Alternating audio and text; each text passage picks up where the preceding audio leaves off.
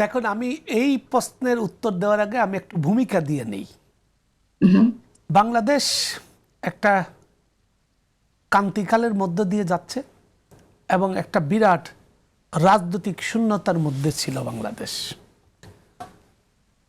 5ই আগস্টের পর বাংলাদেশের ঐতিহাসিকভাবে প্রধান রাজনৈতিক দলের একটা আওয়ামী লীগ পালিয়ে গেছে। তার প্রতিদ্বন্দ্বী শেখ হাসিনার প্রধান প্রতিদ্বন্দ্বী বেগম খালেদা জিয়া অসুস্থ, দীর্ঘদিন ধরে তিনি হাসপাতালে। ইতিমধ্যে তারেক রহমানের আশা নিয়ে অনেক ধরনের বিভ্রান্তি ছিল। ফলে যেটা মাসুদ কামাল বললেন যে বাংলাদেশের বৃহত্তর জনগোষ্ঠী, আমি বাংলাদেশ বলবো না, বাংলাদেশের বৃহত্তর জনগোষ্ঠী একটা আকাঙ্ক্ষার মধ্যে ছিল যে আমাদের যে একটা রাজনৈতিক শূন্যতা আছে, এই শূন্যতাটা যাতে পূরণ হয়। এই আমি মনে করি তারেক রহমানের আগমনের মধ্য দিয়ে এই যে রাজনৈতিক শূন্যতা বাংলাদেশে ছিল তার অভাব কিছুটা হলো দূর হবে। আর তারেক রহমানের যে বক্তব্যের কথা বলছেন আপনি, আমি তো একটা কথাই বলবো যে উনি বলেছেন, কি বলেছেন আমি প্রায় কোড অ্যান্ড আনকোড বলতে পারি, যে তিনি একটা গুরুত্বপূর্ণ কথা বলেছেন যে সকলে মিলে গর্ব মোদের বাংলাদেশ।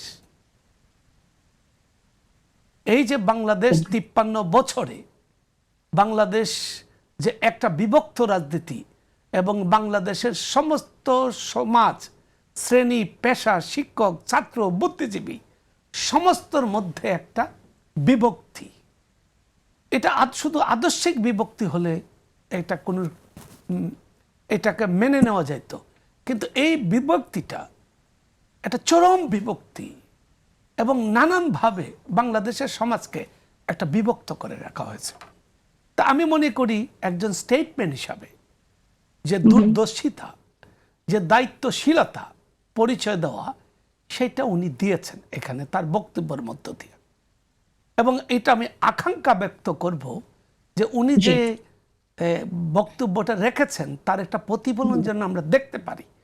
এই আকাঙ্ক্ষা আপনার মাধ্যমে এই অনুষ্ঠানে আমি ব্যক্ত করব এইভাবে যে 5ই আগস্টের যে গণতান্ত্রিক শক্তি, এই যে ফ্যাসিবাদের লড়াইয়ে যে ঐক্যবদ্ধ সংগ্রামটা করেছে, এই গণতান্ত্রিক শক্তিকে তিনি দেশের ঐক্যে কাজে লাগাবেন।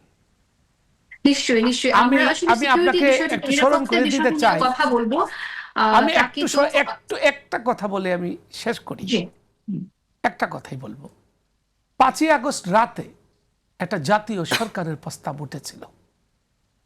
সেটা যে কোনো কারণে হোক তাৎক্ষণিকভাবে এটা গৃহীত হয় নাই, কিন্তু বিএনপি এবং তারেক রহমানের মুখ দিয়ে অসংখ্যবার আমরা শুনেছি।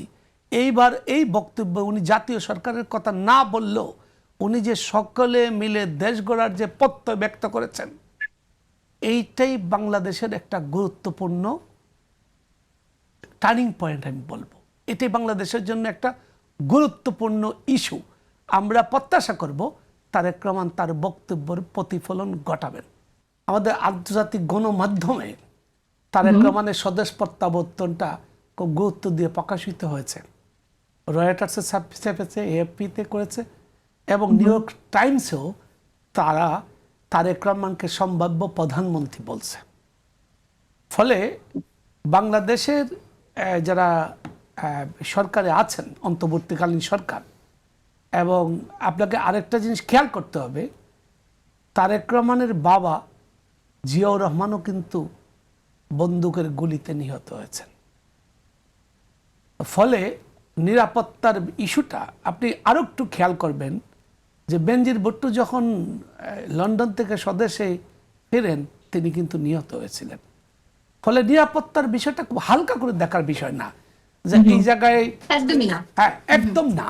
এবং এবং তারেক রহমানের আমি ঠিক মনে নাই, সম্ভবত তখন ওনার যে শিশু বয়স ঠিক মনে নেই কত বয়স ছিল, হয়তো 10-12 ছিল।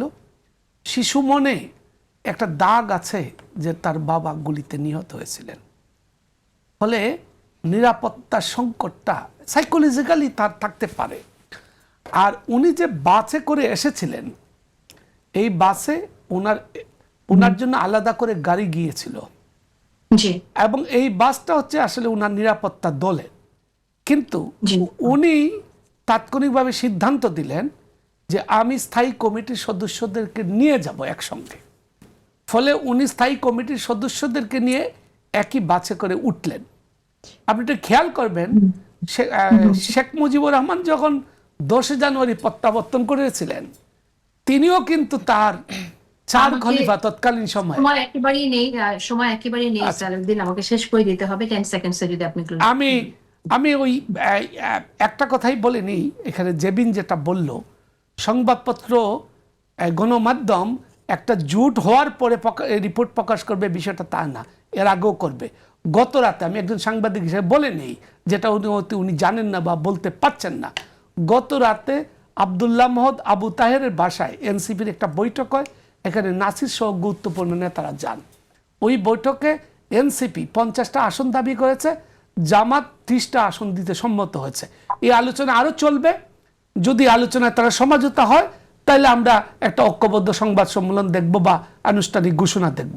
আর যদি সমঝোতা না হয়, তাহলে দেখা যাবে, তাহলে ওই যেটা ওনারা হয়তো একটা এই বিষয়ে ব্যাখ্যা দিবেন।